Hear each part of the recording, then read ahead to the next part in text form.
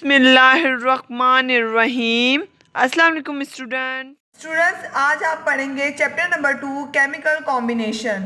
और आप इसमें क्या पढ़ेंगे और सीखेंगे? You will learn in this chapter about laws of chemical combination, atomic masses and chemical formula, और ये सारा आप पढ़ेंगे और इस चैप्टर में सीखेंगे।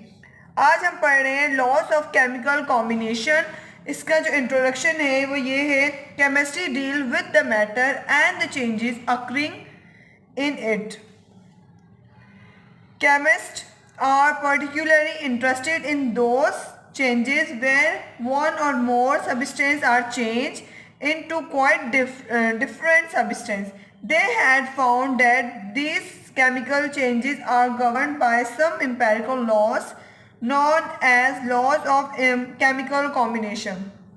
इसमें आप पढ़ेंगे सीखेंगे कि लॉ ऑफ केमिकल कॉम्बिनेशन क्या है। कि हमने पढ़ा था केमिस्ट्री का पूरा हमने पढ़ा था कि केमिस्ट्री क्या है और इसमें हमने क्या क्या स्टडी करते हैं।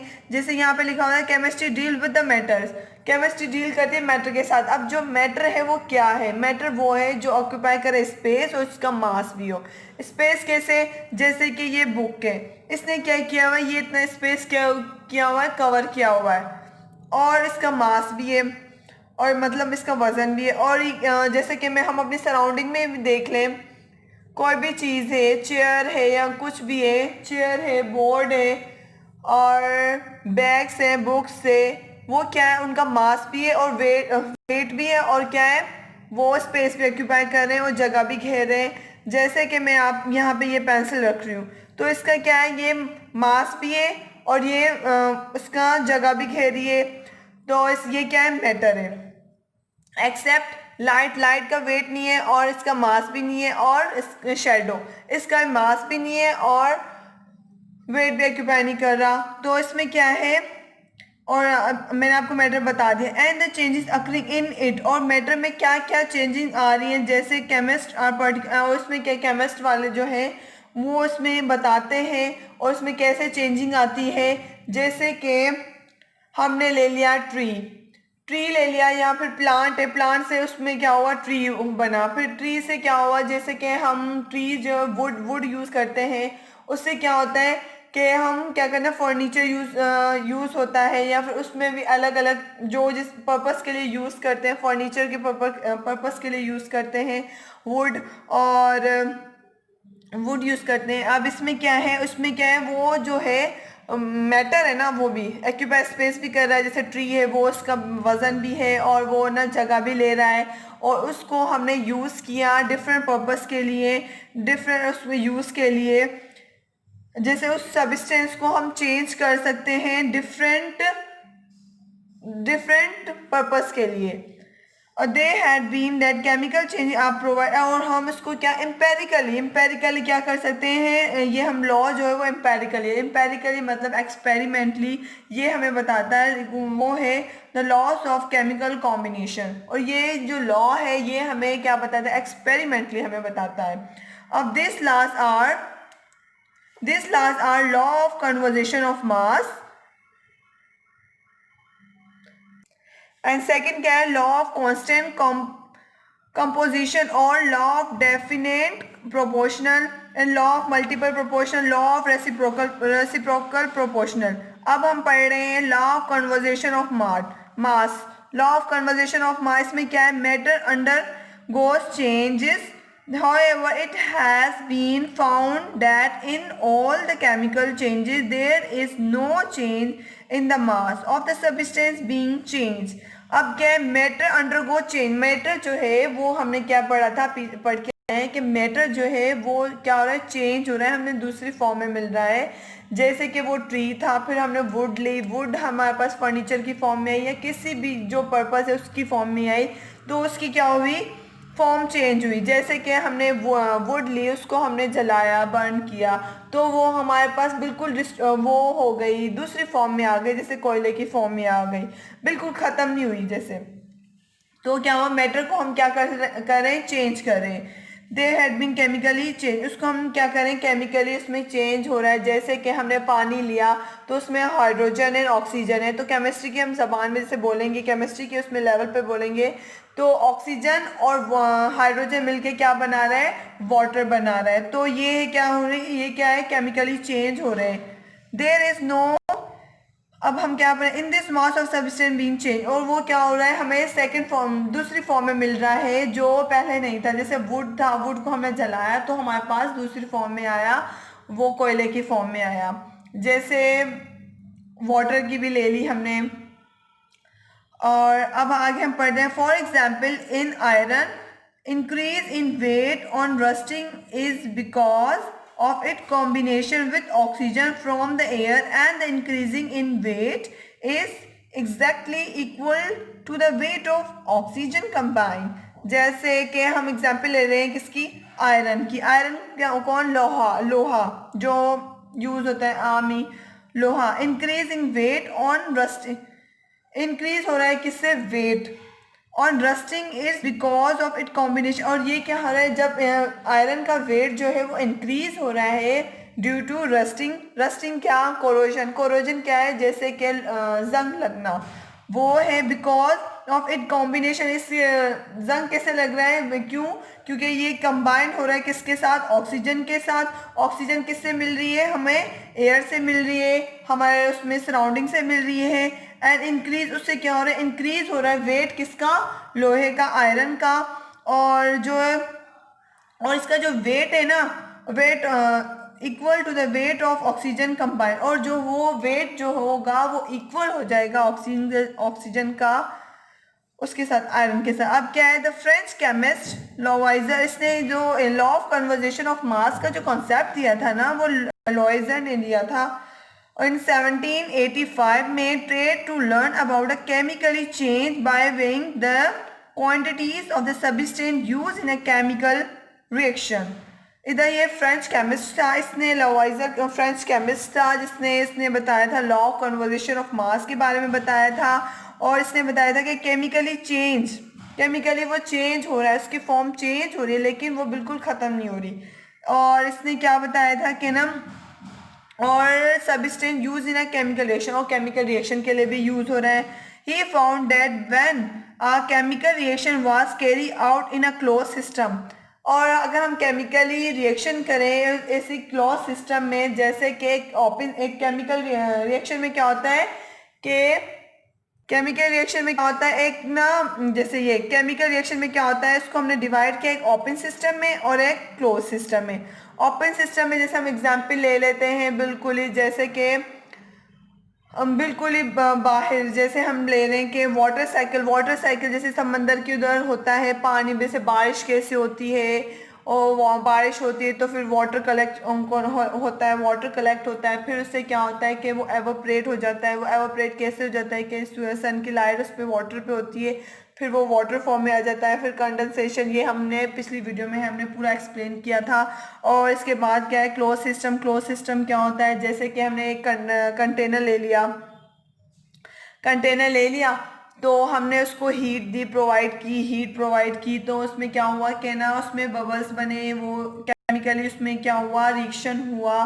तो हमने क्या किया कि केमिकली रिएक्शन किया, तो हमने ये डिफाइन कर दिया कि केमिकल रिएक्शन को हमने दो उसमें डिवाइड किया, ओपन सिस्टम में और क्लोज सिस्टम में। और क्या है, in the total rate of the system was not change. फिर क्या होगा, ओपन सिस्टम या क्लोज सिस्टम में उसमें क्या होगा, वेट जो है क्या है, वाज नॉट चेंज, चेंज नहीं हो रहा। The most important chemical reaction the Lavoisier performed was the decomposition of the red oxide of mercury. Mercury के बाद क्या है, mercury to form metallic mercury, metallic mercury and a gas, he named this gas as oxygen।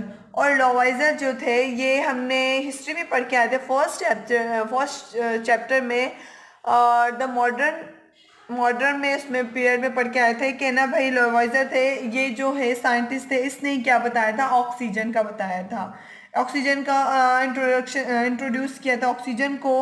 और mercury mercury mercury oxide, और इसको हमने heat किया तो हमारे पास क्या हुआ, मरकरी आई, और क्या हुआ, ऑक्सीजन, ऑक्सीजन मिला हमें, तो इसने ये रिएक्शन करवाया था, तो इसने ऑक्सीजन के बताया था किसने, लेवॉइजर ने, और ऑक्सीजन का भी इसने बताया था लेवॉइजर ने, और इसके एक्सपेरिमेंट के थ्रू ही।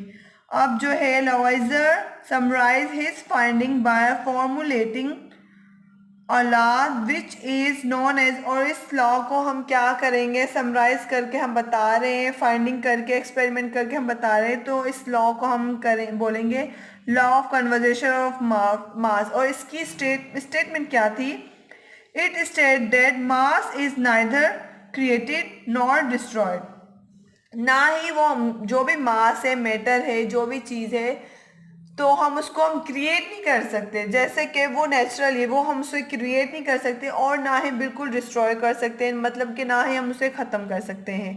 जैसे हमने वुड की एग्जांपल ली थी, वुड जो है वो है नेचुरली हमें पास ट्री के थ्रू मिल रहा है, फिर क्या है, उसको हमने जलाया, तो हम बोलें कि बिल्कुल ख़त्म हो जाए, तो वो बिल्कुल ख़त्म नहीं होगा, तो वो हमारे पास कैसे आ जाएगा, कोयले की फॉर्म में आ जाएगा। तो मतलब कि उसने अपनी फॉर्म तो चेंज कर ली, लेकिन बिल्कुल ख़त्म नहीं हुआ। तो ये भी क्या conversation of mass, law of conversation mass, इसकी स्टेट ये थी लेवॉइजर की कि it state that mass is neither create और not destroy during a chemical reaction. In the other word, in any chemical reaction, the initial weight of reacting substance is equal to the final weight of the product.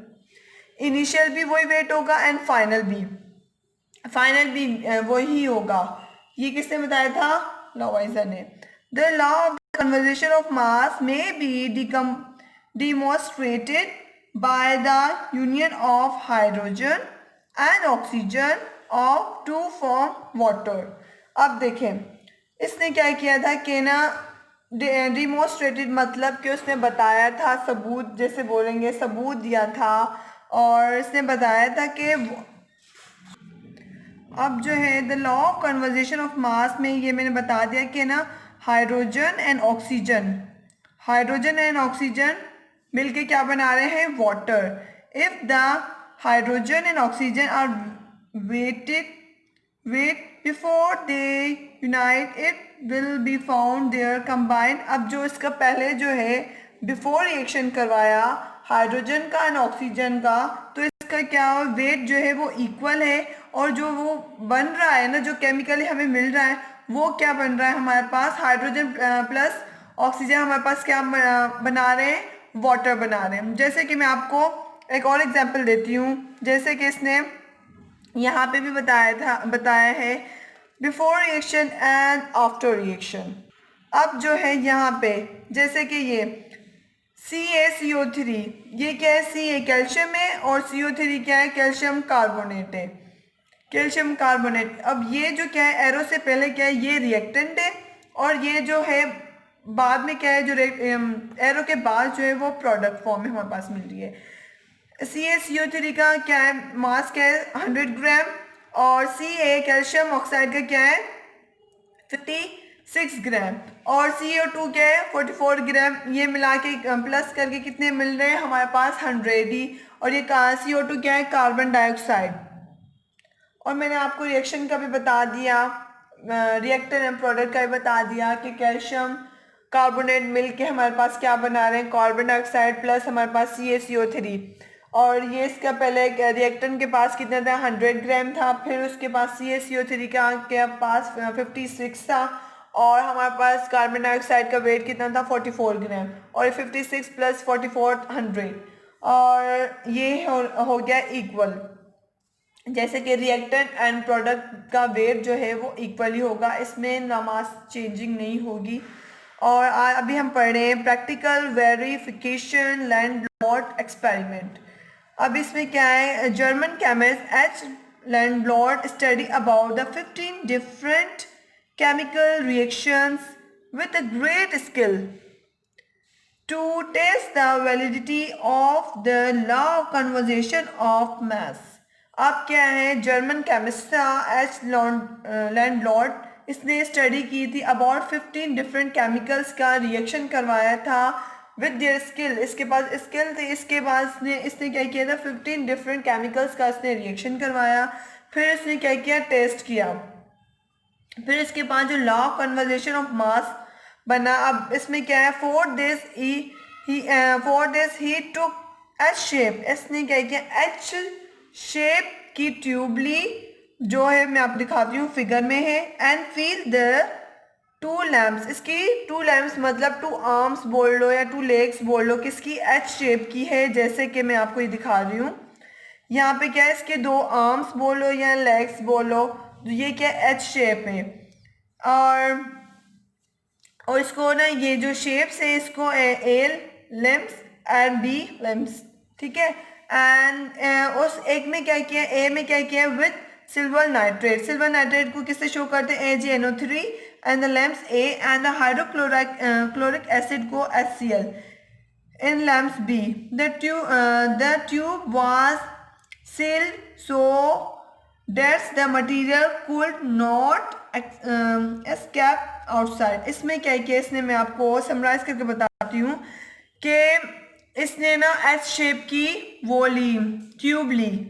अब उसमें ए और B, अब ए में क्या किया है कि सिल्वर नाइट्रेट इसमें डाला है फॉर ए लैम्प में, एंड दूसरे बी लैम्प में क्या डाला है, क्लोरिक एसिड डाला है। वो किस में डाला है, बी लैम्प में। द ट्यूब वाज सील, उसको ट्यूब को क्या कर दिया है, सील कर दिया, बंद कर दिया है, ताकि उसमें जो मटेरियल है वो बाहर ना जा सके, आउटसाइड ना हो, आउट ना हो किससे, ट्यूब से। The tube was wet initially in the vertical position, vertical position जैसे कि ये है, ये कौन सी फॉर्म में है, वर्टिकल, इस तरह वर्टिकल। और वर्टिकल फॉर्म में कौन है, जो है ट्यूब ली है वो। The tube was wet initially in a vertical position so that the solution should not intermix. और ये जो है वो जो इसका मटेरियल है, जो इसने सॉल्यूशन लिया है, वो क्या हो रहा है, वो मिक्स नहीं हो रहा एक दूसरे से with each other. The reactants were mix by inverting and shaking her tube. अब उसने क्या किया है कि वो शेक किया है and the reactants were mix by इसने क्या किया, mix by inverting and shaking the tube. The tube was wet after mixing, और जो है इसने इनिशियली एंड उसको शेक करने के बाद, फिर इसने क्या किया है कि इनिशियली क्या है उसने रखा है, उसका वेट किया है, देन उसने क्या किया है, शेक करने के बाद भी उसने क्या किया है, वेट किया है। तो वेट जो है रिमेन सेम, वेट जो है सेम है। और शेक करने के बाद उसमें क्या हो गया, on the formation of white precipitate, white precipitate आ गए AgLCl में। और उसने क्या किया, ऑब्जर्व किया है, उसने देखा है, मतलब अपनी आय से देखा है, उसने देखा है, वेट किया है, और उसने प्रिसिपिटेट जैसे कि बिल्कुल दाने दाने, छोटे छोटे दाने की तरह फॉर्म में आ गया है। और किस में आ गया है, ये एच शेप की ट्यूब है ना, इसमें। अब दोस्त टोटल, अब जो है ये रिएक्शन है, जैसे कि AgNO3 क्या था, AgNO3 सिल्वर नाइट्रेट है प्लस हाइड्रोक्लोरिक एसिड है, ये रिएक्टेंट है और ये प्रोडक्ट है। जब इसके साथ इसे रिएक्ट करवाया तो हमारे पास जो है वाइट प्रिसिपिटेट, जैसे PPT बोलते हैं, प्रिसिपिटेट बने AgCl और प्लस HNO3 बना। Thus total masses of the substance before the reaction is equal to the total mass of the substance after reaction. Before reaction और after reaction वो जो मास था इनका, वो मास ऑफ सब्सटेंस वो क्या था, इक्वल। क्या बना, equal. The total mass of the substance before reaction and after reaction जो मास है वो क्या है, इक्वल है। किस में, ये एच शेप में। ये क्या है, लिम्स, इसमें A limbs and B limbs. इसने क्या किया, AgNO3 एक उसमें डाल दिया लिम्स में, और दूसरे में क्या दिया, HCl। जैसे कि मैंने ले लिया 15 ग्राम ले लिया, 15 ग्राम ले लिया, तो उसने क्या किया, इनिशियली क्या किया, उसको मिक्स किया है, तो फिर शेक करने के बाद भी कितना बचा है हमारे पास, 15 ही ग्राम बचा है। और ऐसे नहीं होगा कि जैसे मैं ना चाय बनाऊं या फिर चावल या फिर कोई भी सालन हमने बनाया है या फिर कोई भी केक बेक किया है, तो हमने क्या किया, सालन बना लिया, एक किलो मुर्गी ले ली, तो उसको बनाया है, तो वो हमारे पास जो रिएक्टेंट हम जितना लेंगे ना, तो प्रोडक्ट भी हमारे पास उतनी आएगी। ऐसे नहीं कि मैंने 1 किलो बनाया तो मेरे पास 5 किलो आ रहे, ऐसे नहीं होगा। जितना आप रिएक्टेंट लेंगे तो उतना ही आपके पास प्रोडक्ट होगा। तो सेम सिचुएशन यहाँ भी है। और in ordinary chemical changes in ordinary chemical changes, relatively the small amount of energy is released, but in nuclear changes where uranium atoms undergo fission, break up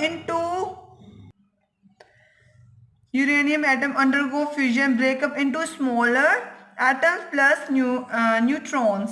अब जो है इन ऑर्डनरी केमिकल चेंजेस, जैसे कि हमने ले लिया कि ना, हमने केमिकल हमने देख लिया कि केमिकल चेंजेस हो रही हैं।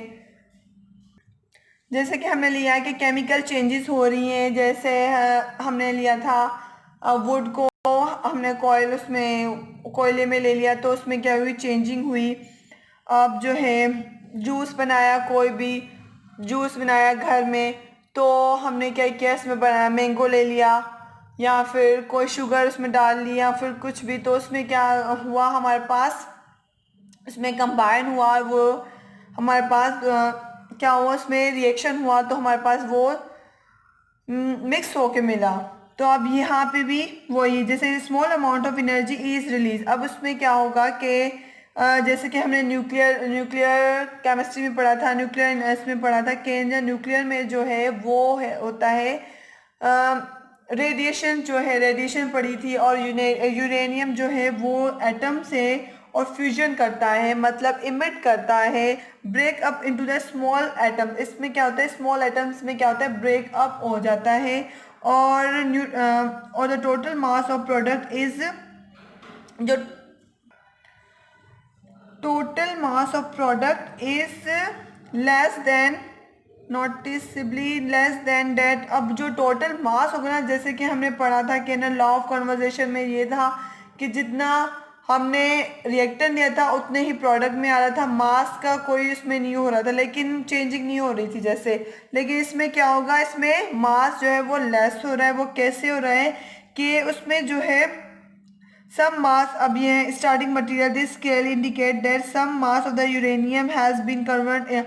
जो उसमें मास जो है वो कम हो रहा है, वो कैसे हो रहा है, जैसे कि उसमें क्या है, एनर्जी जो है वो uranium has been converted into energy, जो इसमें क्या हो रही है, वो एनर्जी में कन्वर्ट हो रहा है। और जो है वो उसमें क्या एनर्जी में कन्वर्ट हो रहा है, तो क्या हो रहा है, इसमें हीट हो रही है और रेडिएशन भी। This relation between mass date is, और ये इस रिलेशन को हम क्या बोलते हैं, लॉस ऑफ एनर्जी एंड इसमें क्या बोलते हैं, mass that and the energy that is release in given the equation. अब जो इसमें जो है क्या होगा, मास जो होगा वो लॉस्ट होगा, फिर एनर्जी जो है रिलीज होगी। जैसे कि इक्वेशन है E इजिकल टू mc²। ये E इजिकल टू mc² किसने बताई थी, अल्बर्ट आइंस्टाइन ने 1906 में, कि E जो है एनर्जी है अर्न्स की, एंड मास जो है ग्राम है, एंड C जो है वेलोसिटी ऑफ द लाइट है, जिसकी जो वैल्यू है 3 एक्सपोनेंट 10 सेंटीमीटर पर सेकेंड। और this relation between mass and energy was first purpose बताया था इस 1906 में, कि जो फेमस साइंटिस्ट है अल्बर्ट आइंस्टाइन है, फिजिशियन भी है, मैथमेटिशियन भी है। It follow that for every chemical change there will be a mass. जो भी केमिकल चेंज हो रहा है उसका है chemical, but there will be a mass, उसका क्या है, मास है, उसका क्या है, मास है। जो भी केमिकली चेंज हो रहा है उसका है मास है। और जैसे कि वुड लिया था, उसको हमने बर्न किया था और वो हमने कोयले की फॉर्म में मिला था, तो वो क्या, उसमें भी केमिकल रिएक्शन हुआ, तो उसका भी डेफिनेटली मास होगा। देखिए ये मैंने आपको बता दिया, E is equal to M C square. फिर हमने क्या किया है, ये पूरा हमने बता दिया, और इसका हमने बताया कि it's follow that for every chemical change there will be a mass. जो भी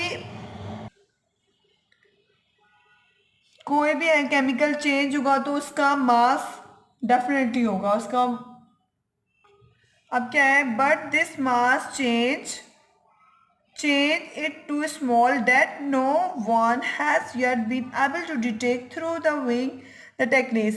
अब जो है जो मास है वो चेंज हो रहा है, जैसे एनर्जी में हो रहा, फिर रेडिएशन में हुई, लेकिन अब इसको क्या किया है, डिटेक्ट नहीं कर पा रहे, और टेक्निक से उसे मालूम नहीं कर पा रहे।